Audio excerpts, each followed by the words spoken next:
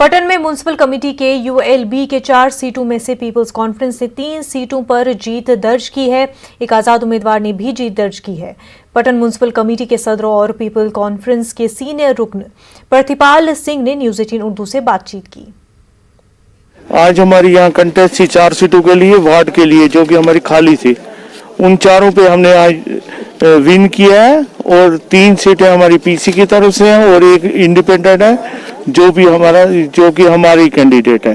तो हमने इसलिए पीसी की 4 सीटें, जिसके की सरबराही हमारे मौलवी इमरान साहब अंसारी साहब कर रहे हैं, उनके अंडर हमने ये सीटें। क्या कुछ तरजीहात रहेंगी आपको? अब बस अब हमारे पूरे म्युनिसिपैलिटी के मेंबर 13 हो गए हैं। अब हम लोगों के लिए काम करने को तैयार है। जो भी फंड्स आएंगे वो लोगों के मर्जी के मुताबिक यूटिलाइज होंगे और सारे उसमें कंट्रीब्यूट करेंगे। डीडीसी इंतखाबात के नतीजे आने का सिलसिला जारी है। हमारे नुमाइंदे शबीर ने कुछ फातेह लीडरों से बात की, आइए सुनते हैं।